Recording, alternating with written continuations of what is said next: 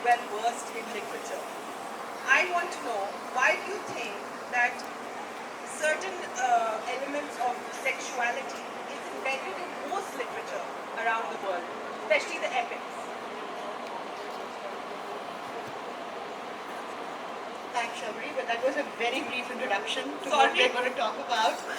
Um, Eroticism, from time immemorial, is part of literature. We talk about Greek mythology, we talk about, you know, um, Sumerian civilization, we talk about Mesopotamian civilization, any civilization in history, or any sort of writing that comes from that civilization, for example, has a lot of erotic literature.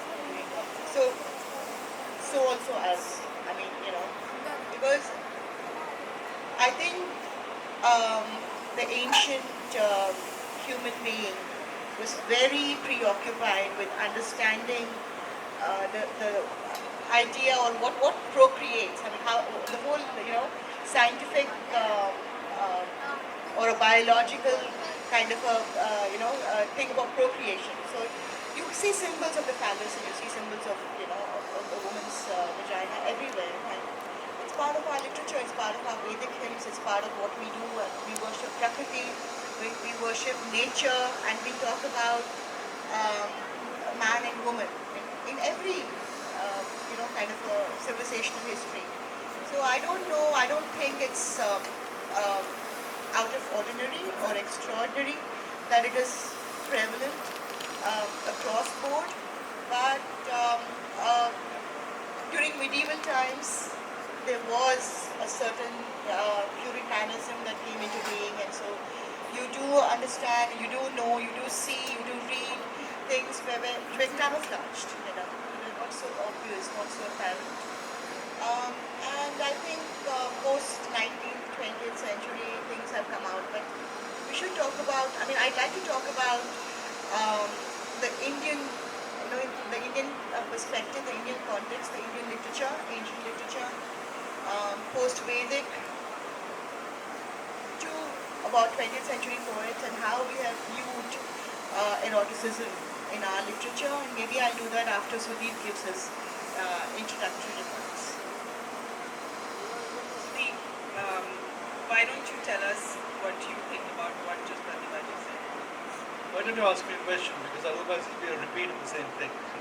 Okay, then the question is sexuality in literature. Sexuality, let's say from the women of the Mahabharata to the women of the Greek mythology. What was so alluring about sex for these men that they went to war for these women? No, I think you're reading all the texts completely wrong. I mean, your question is completely flawed in the sense that nothing to do with you or anything else. It's not a gender-based thing. Sexuality is equally important for women as much as men, as much as the neutral gender. Without sexuality, nothing exists. If you make it something extraordinary, then the problem starts. But if you treat sexuality as something that is beautiful and as just as important or simple as breathing, then there won't be any hue and cry around it. The problem is repression. The problem is regression. It's ironic actually, we come from a country where the Kama Sutra was scripted. We come from a country where beautiful statues at Ajanta and Ellora exist. The dancers like her and many, many others have taken inspiration from the poses of these temples. We have a tradition in spiritual literature where sexuality was celebrated. What about the Sangam poets, for instance? A.K. Ramanujan translated some of the best erotic literature in our country. So I think most of this comes from illiteracy. Absolutely. So it's banality that drives this kind of peculiar notion of sexuality. It's just part of life and everyday thing. Now the other thing which is very important is, of course, the climate we live in is not very conducive to that. An open discussion.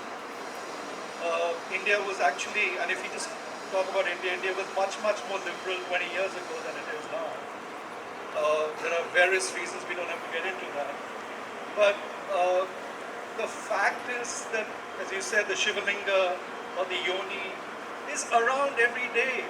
What, women go and put flowers and sandalwood on the tip of the penis. What is that?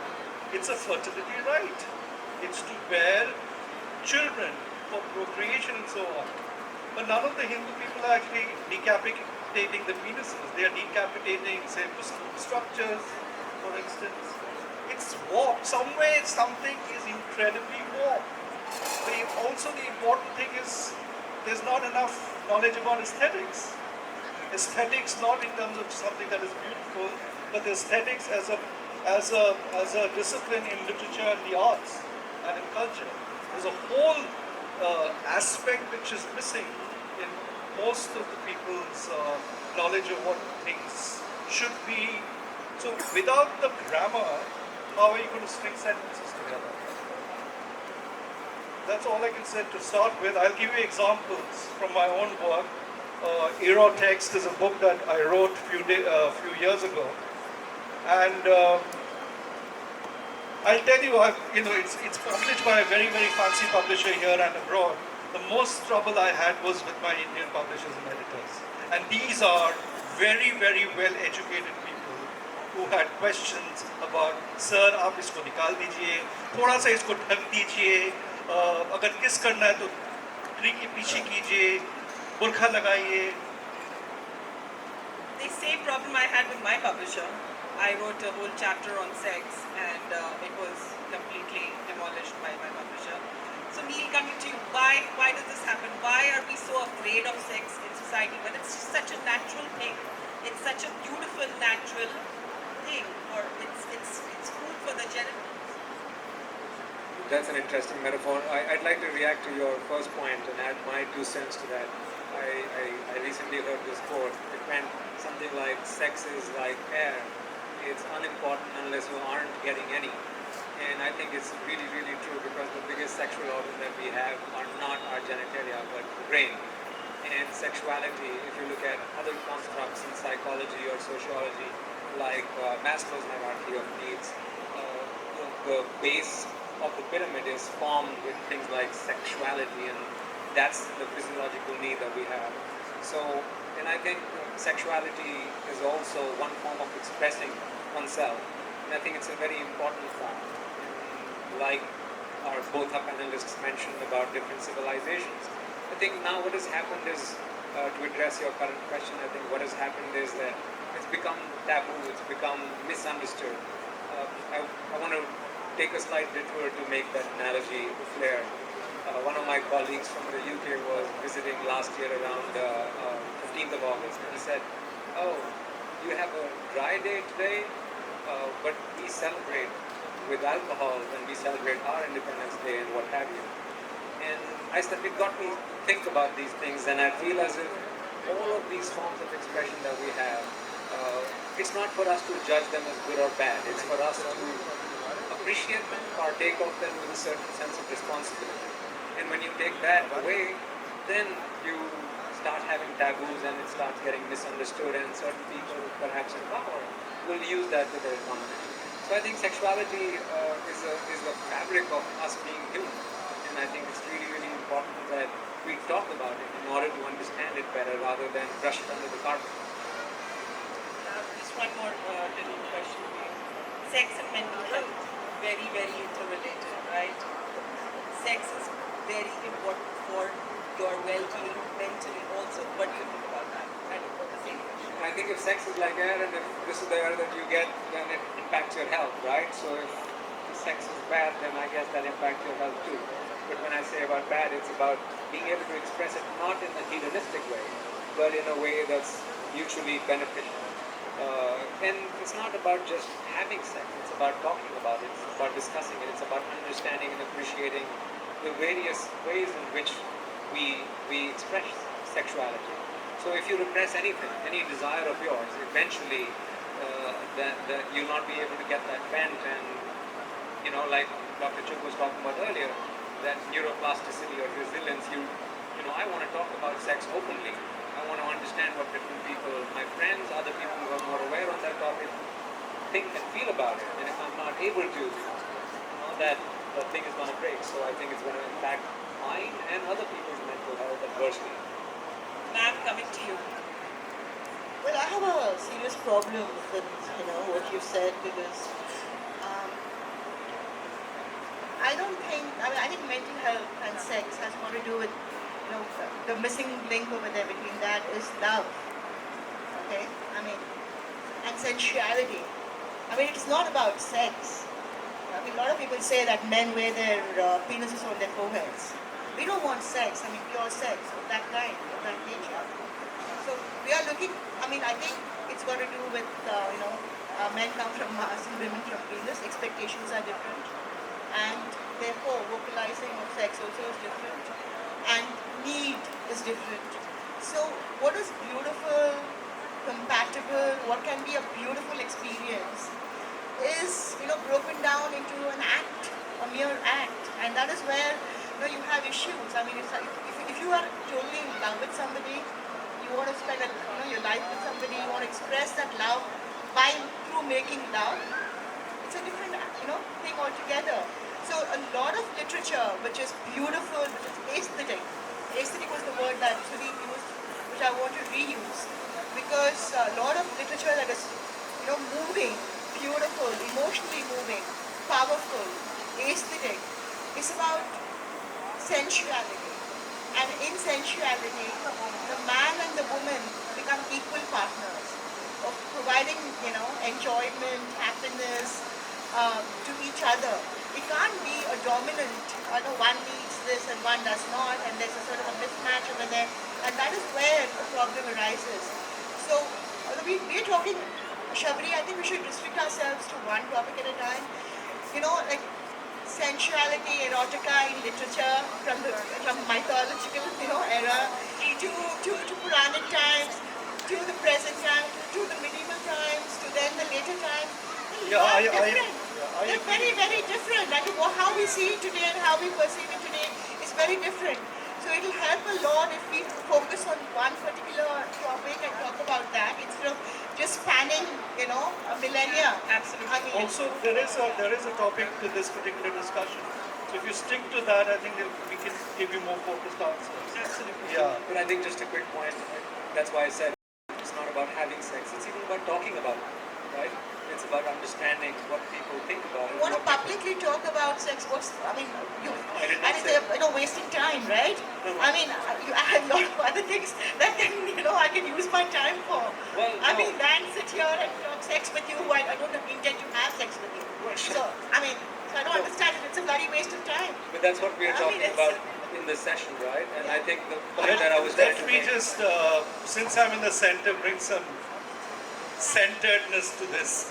I will read something that I've written so that it at least anchors it in text, and it anchors it in literature, because this book is sold as part of literature. So perhaps I should read just 2 short pieces. Is that Please good? do, please Yeah. do, please do, please do.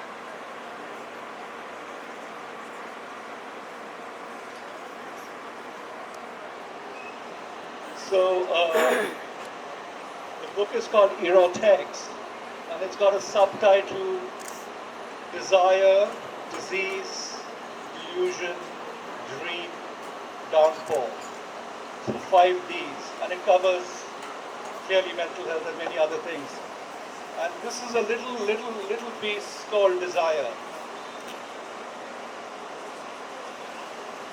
Under the soft, translucent linen, the ridges around your nipples harden at the thought of my tongue. You, lying inverted like the letter C, arch yourself deliberately, wanting the warm press of my lips. It's wet to coat the skin that is bristling, burning, breaking into sweats of desire, sweet juices of imagination. But in fact, I haven't even touched you. At least, not yet. When you're writing about sex, or as you put it in the word sex itself, it's a problematic space because we completely discount what Pratibha was saying called sensuality and the finer gray scales of anything. So think about life as a music mixing board where you have the bass and the treble and the mid-tones and about 1,000 tonalities in between. And when you mix it in an orchestric, operatic arc, then you get something of art or beauty. Uh, the problem is the fine line. You're skating a very, very fine line. So if you undercook it, then it becomes like callow love poetry we've written in school and college, which is also important because that's part of getting rid of a certain kind of thing. If you push it to a point that it spills over, where it becomes unsavory, and the word unsavory is a problematic thing because everybody's stanzas are different, but you enter the P space, the pornographic space, then again you have to sort of use the buttons. So if you look at many, many people in the past, literature, poets and so on, see how they calibrate words and writing. See how dancers do the same mudras, which is, a lot of it is about desire. It's about celebration of want. And from want is wantonness. Wantonness was never a bad thing. But if everything is lusticized, it can be problematic. But lust with love and aesthetic is actually a beautiful orchestra. No, absolutely. No one's putting down love. We're not talking about that love is not important anymore. But where I see society going and where I see today the people, I think it's a one-night stand for everyone. I don't think so. I disagree with you completely. There are many of us who don't think so. I think you're talking from maybe a very restricted Gurgaon cyberspace point of view or a millennial point of view. I don't know. I'm just completely shocked at the kind of narrowness to the whole definition. Let me just read out another piece. It's called Heather. It's all about geography. You know, Heather the flower. Heather could be a name of a woman.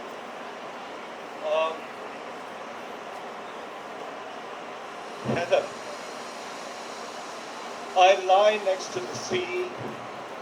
It is dead still, except for the invisible, rippling, soundless undulations the water makes as it breathes. There is no moonlight, but it is not pitch dark. You kiss me everywhere, everywhere for hours and hours and hours. My lips are dry, my body salt encrusted.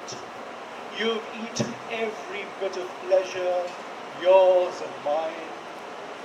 I feel parched, dry, in spite of all the plenitude of water and our sweat. The sand too is sweating beneath us. Every grain remembers every wave, every caress, leaving behind just salt.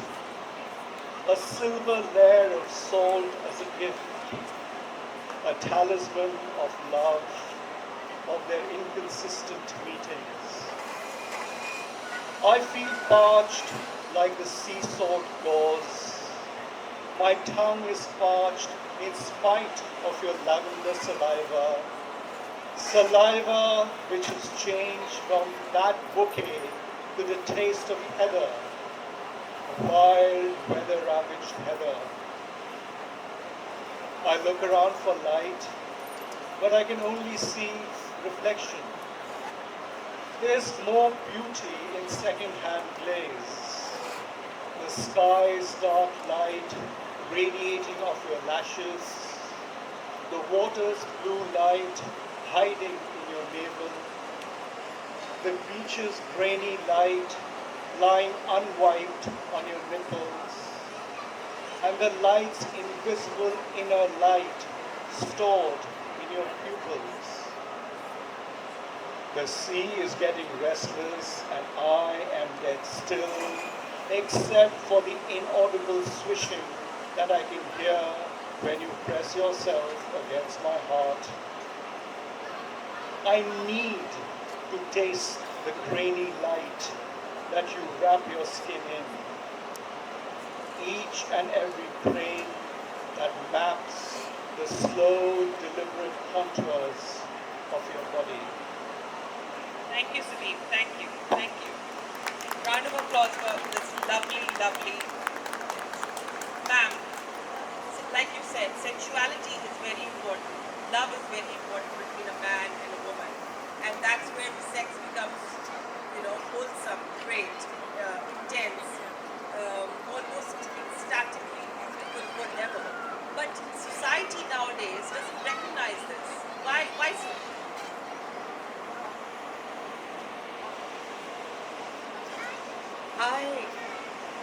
I'm not a doctor of a society or a spokesperson, so I don't know which society you mean. There are many, many societies within, our own world. Absolutely. Many, many societies. And I'd like to talk about, um, from the perspective of Indian society, of yore, the kind of literature we had 12th century onwards. And Sudeep's poetry reminded me of poet Jayadeva's Geet Govinda. I don't know if you ever read it or ever read a translation of it. It's sensuality at its best. It speaks about, it's all about Radha and Krishna's love, and of course Krishna's frolicking with many other gopikas also. So there's a lot of emotion in this whole idea of sensuality or sexuality or whatever you want to call it.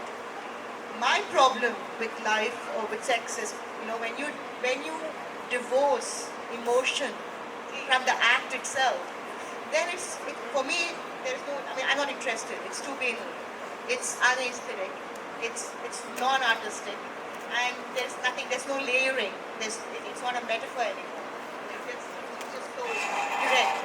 So for us dancers, as Sudeep has spoken about, we time and again portray Shringara, what we call Shringara, in our dance, in our music, in our literature. It's prevalent in our literature, and so therefore Sahitya has it, so therefore the music has it, and therefore that Sahitya is danced to.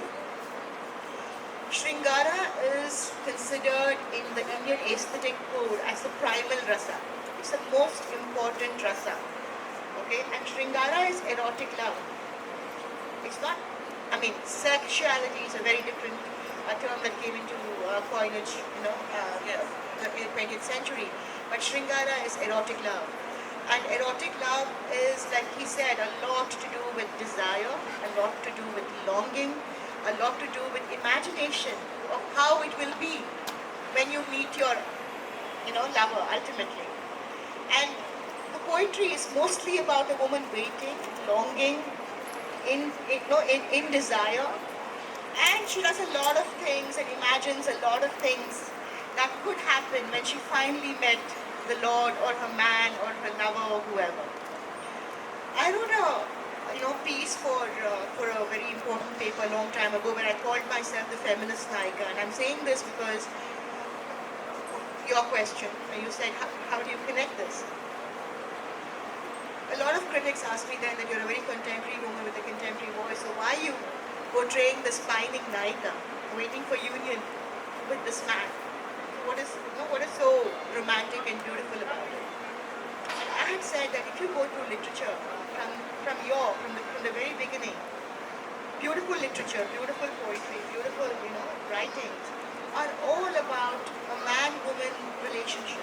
Okay, now that relationship between a man and a woman is supposed to be the most complete relationship, to the extent that some of our saints, there is a certain sect in our own society where you believe that that the person, that all of humanity is feminine in gender, and the only man, the male, is God.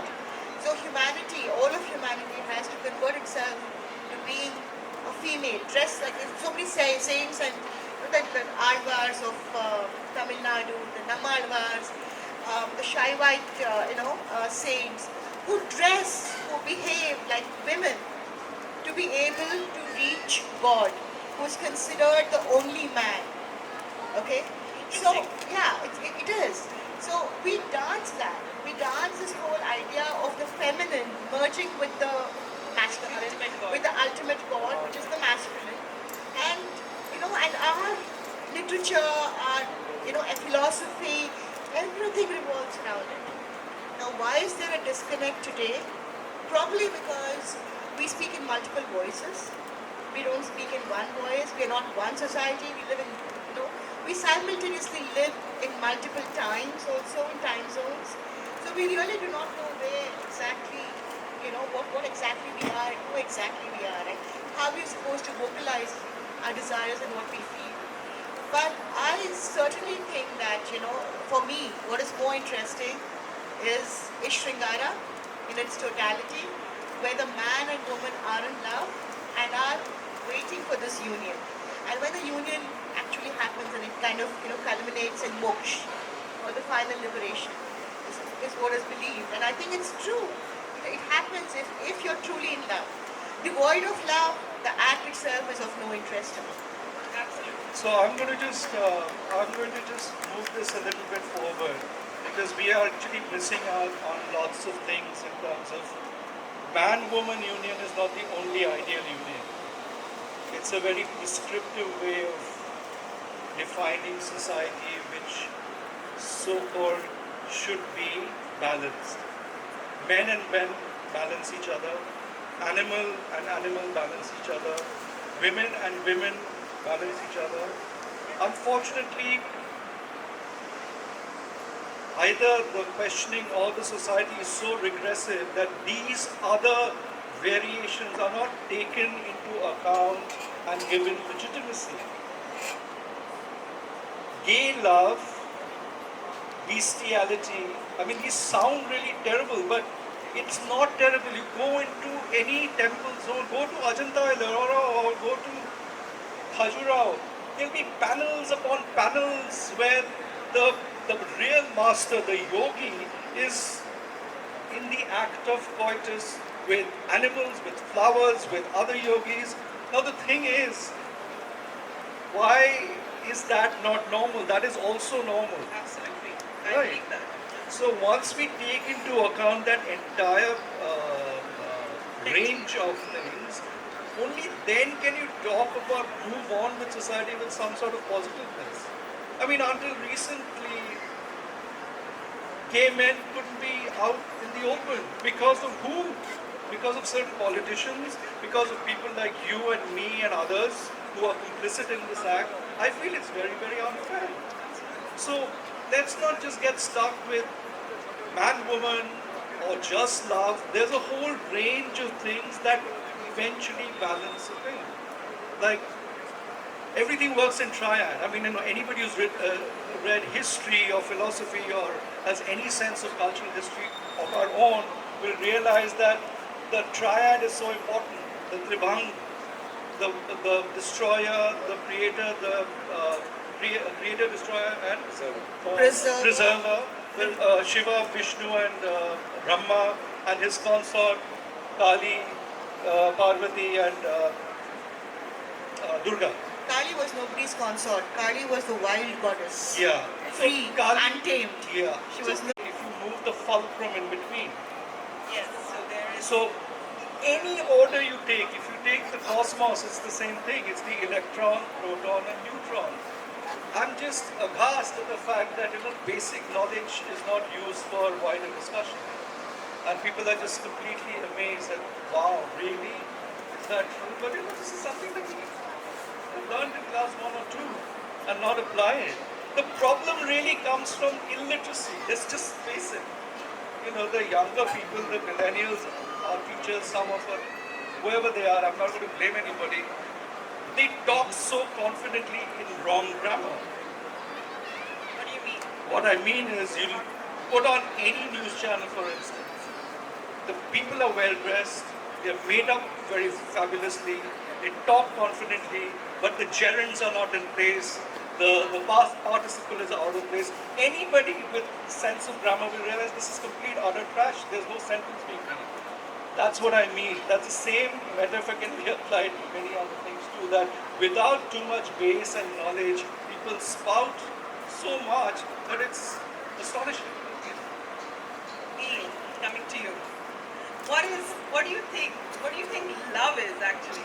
Like, we can't define love, can we? I think it's subjective, but just my reaction to your comments, Sudeep, I think I'd like to believe that I approach my universe and every interaction with every stimuli that I have in the universe with a certain sense of tabula rasa. I don't judge wrong and right. I want to understand where it comes from. And there is a very interesting scene in the movie Zindagi Na Milegi Dobara where Ritik is talking about his friends and his friends don't understand why he has to be on the phone all the time, why he has to be working and so forth.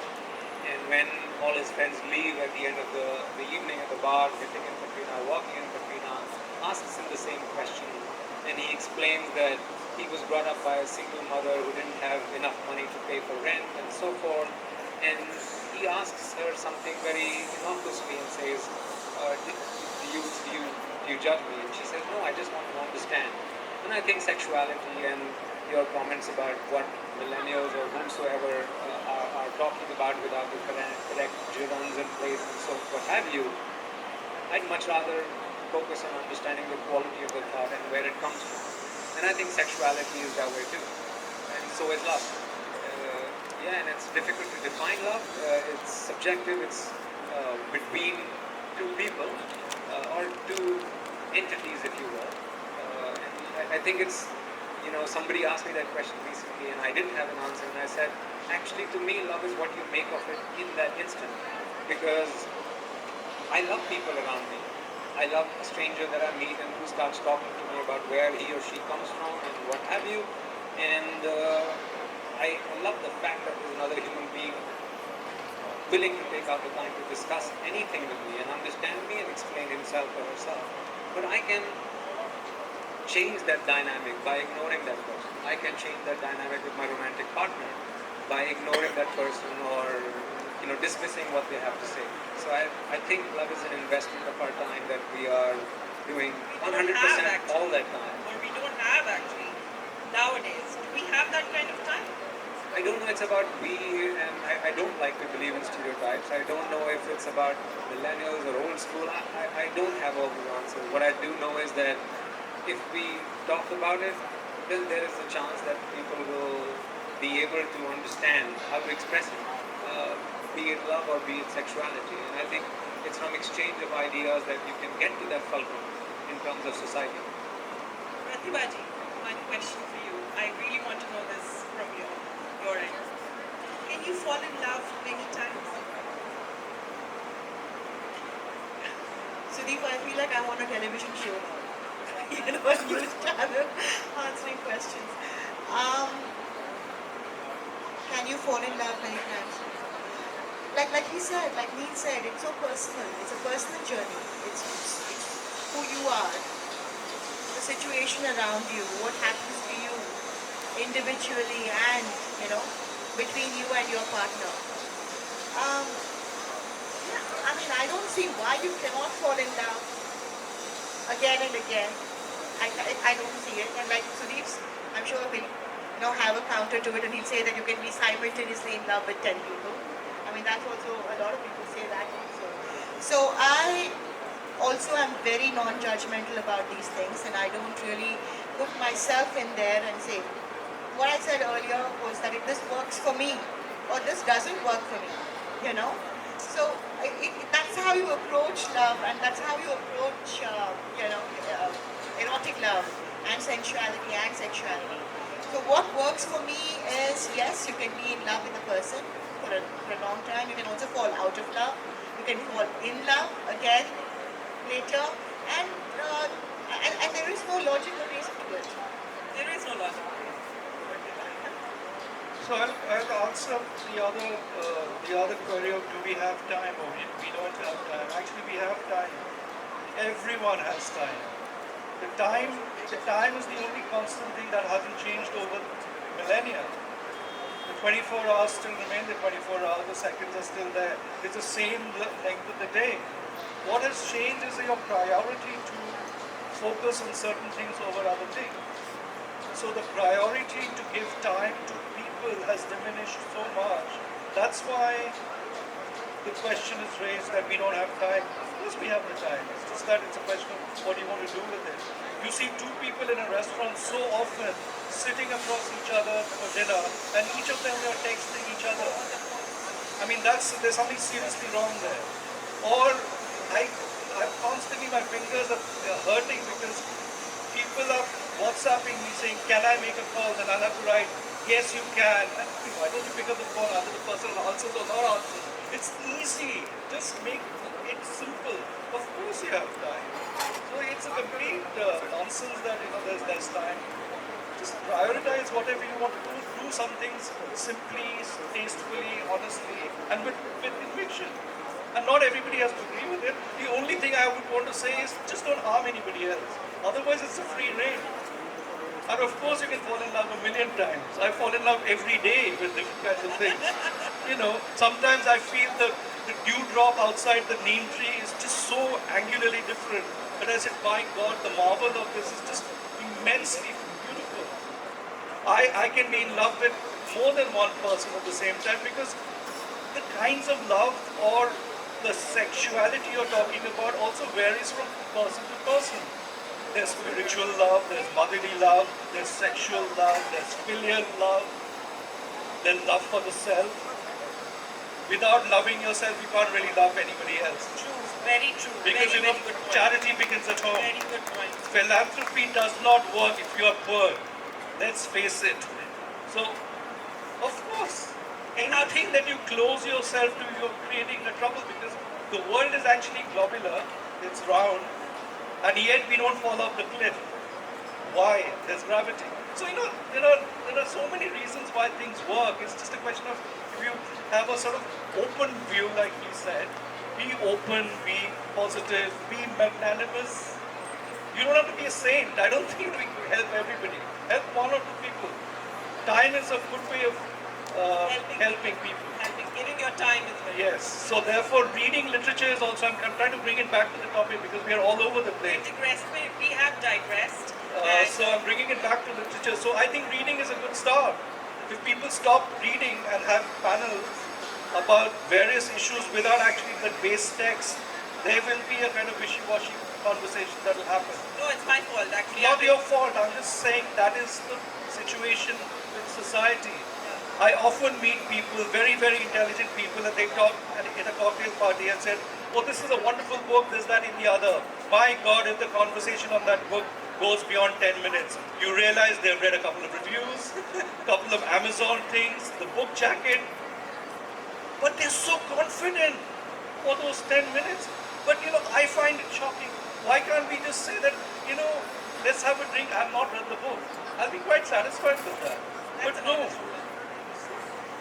So we're actually a little short on time. So I'm going to quickly ask the audience, any questions for our honorable panelists? Yes, Mr. Radha.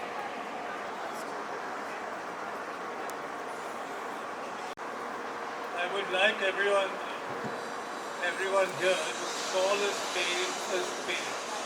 And let's face it, when you talk about sexuality in literature, it's not just about sex being equated with love, but perhaps more importantly, sex being equated with love.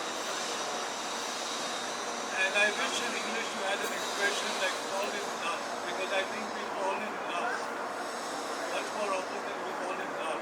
And a lot of literature expresses this. Sudeep Sen's poem, and I can read any amount from what I've written, where love is certainly more important. Now, what Pam was trying to do is, she spoke about what sex meant to her, and for her, sex cannot be divorced from love. But the danger of that is that you're putting all these hegemonic ideas of marriage, of monogamy, fidelity, normativity, heteronormativity, you're putting all these on the pedestal. And the truth really is that for a lot of us, for a lot of people, writers or otherwise, it is the opposite of these things. Adultery, promiscuity, Why not all of it? perversion. These things are equally important. The afternoon panel on pornography, I think some of these ideas came. So one would call a spade a spade. And certainly in literature, equally there are both kinds of ideas that are expressed if you look at literature from across the world. So literature has nothing to do with morality. In fact, the best literature, I think, is that is dismantling the idea of the moral. I think it's all of it, right? I think I had this conversation with a colleague of mine last year, and she informed me. And I've been living in New York for the last 7 years, and she asked me the question rather saying, "Do you know how many gender identities are there in the state of New York?" And I had no idea. I could, rattle off 3 or 4. The official list is 37. The state of New York recognizes 37 different gender identities, and I couldn't remember them because they understand. That's the brilliance of 7.2 billion people on this planet, right? The fact that there's diversity, it could mean love to her, it could mean lust to you, it could mean love and lust at one point in time, but lust at some other point in time. And It's so all we of that, must, right? right, and so we must stop speaking of these things in terms of the man-woman relationship because that's a true gender.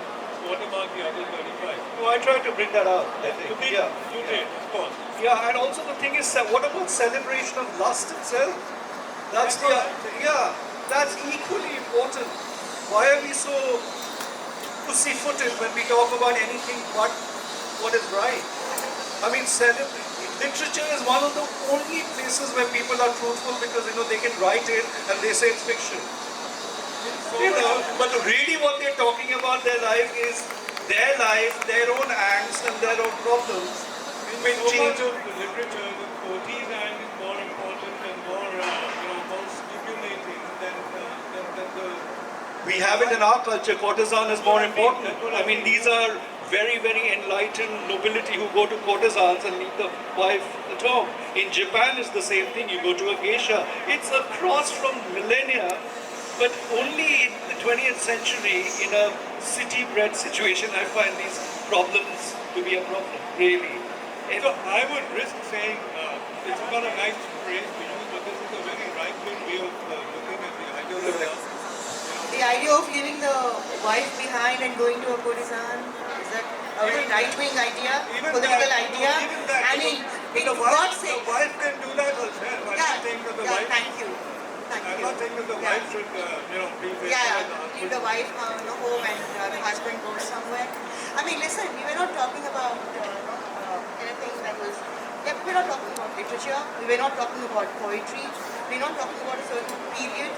Because when you speak about literature or poetry or music or dance, you speak about a particular period that it was written. We never spoke about authors who wrote it. We never discussed, 50 Shades of Grey, for instance. We never discussed Lolita.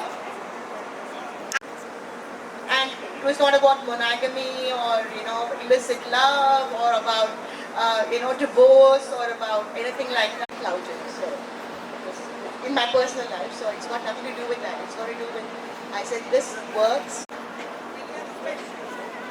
So I don't have a question per se, I have a small observation. So if that helps. And you have a lovely smile, so obviously we are charmed. So my observation is this, just like ma'am said, jumping from one idea to the other, from one topic to the other, I think it's a very postmodern thing. It's the kind of thing that has happened to sexuality in literature, from being an overarching narrative force in literature. It has gone to being a standalone, something which gives you something like the 3 Shades of Grey, or something which gives you Lolita.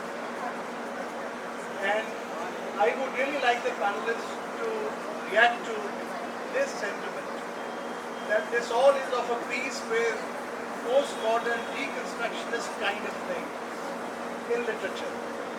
So you don't see works anymore where sexuality will be the primary driving force of a work. It will either be the be-all and end-all of the work, or it will be relegated to the background, not just in literature literature, but in arts in general, in my view. So I would like the panelists to react to this. Thank you. Disagree with you because actually there's a lot of celebration of sexuality and all shades of grey. 50 is too small a numbers, but I'm concerned. It's just too finite. And look at the number of books that sell. How many copies of 50 Shades of Grey has been sold? It clearly means that there is an appetite for a certain kind of literature. That's one thing. The other important thing is we have to place any book or an author within the context of time. Why was Lady Chatelet's Lover, for instance, banned? Because it wasn't banned in India or China or Japan. It was banned in Victorian England. So if we don't understand basic history, then there'll be a problem. Oh, look at it. Lady Chatelet's Lover, if you pick it up now it's just so tame. Nothing happens. I gave it to my son and he says, why was this banned? He had no clue. Yes, Because but that's similarly, there are so many examples of things being banned for a certain reason, politically or otherwise. But the time is important. We need to understand the context. Yes, that's exactly my point. Postmodernism is a movement rooted in time. No, we are actually Not an ahistorical postmodernism thing. was passé. I mean, we are in postmodernism in terms of actually literature. So that's also another fact that, I disagree with you about postmodernism being passé. Well, I There's no think- name for this, I right? think it's about context, right? And it's also like Sudeep said and like Pratibha ji said, that's what she thinks of sexuality, and love is important to her. So these authors that we are talking about today are one perspective. So it's important not to take them in isolation and to stereotype society and where literature has reached today, but to understand that it's one person's perspective and then put all these pieces together to see what the fabric of that topic is in today's era. The other thing that I want to say is in literature there's something very, very essential which is called a simile and a metaphor. Everything is actually beautifully talked about through metaphors. So it's not as though it's not being, and I keep coming back to the whole thing. Literature is the only space left for sanity. Partly because people can hide behind it or they can camouflage things. Thank God for that. But you had something to say. Closing remarks from Pratibha ji because we're totally out of time. No, I was just thinking about Dvaita and Advaita in art, The dancer is the dance, right? You can't divorce or separate the dancer from the dance, or the musician from the music that the musician is singing. But you can separate the writer from his work, Yes, yes. because once he writes, it goes away from him into a different realm of reality and critiquing altogether and to a different kind of an audience. So, I guess when there is this, separation between the author and his work of art, or I consider literature and poetry also art. Artistic work. Of course. So. Thank God for that. Of course Yeah, it is. I do, because I think it's equally important, because it puts your, it gives you a perspective, many perspectives in fact, not just one. So I think it's very important to understand, and I wish we had gone from, we had broken down into periods, and we'd gone from, like the Vedic times or, Yes, I earlier understand. times, on to the medieval period, what happens then, and then come to the Victorian era, and then come to 20th century literature. So, we could have put things in perspective probably, but we've, gone all over the place, and the reason that a writer can hide after saying out, blasphemous things is because of this, Advaita of the writer being separate from his work of writing. I don't think dancers have that luxury, because we are there. What we create perishes the moment we go on to the next movement. We can't recreate the earlier movement that we did. So we have a very, very non-dualistic relationship with our art, and we can talk about a lot of things. I'm actually very surprised that 50 Shades of Grey and Lolita have made it in the realm of literature, because if I were the critic, I wouldn't bring that into the realm of literature, probably. So I think it's all about a perspective. It's about how you view things, what meaning it makes to you, any work of art. poetry or literature or music or dance or architecture or sculpture or anything. And we've gone through a lot, we're going through a lot, and I'm sure a lot of what we spoke about as classical literature, the beauty of it is being recreated.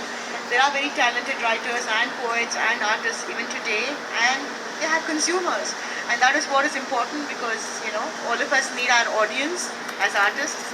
And so long as the audience is there, the work of art keeps coming out. Absolutely. Thank you so much. Thank you so much. This is the end of the session. We're absolutely out of time.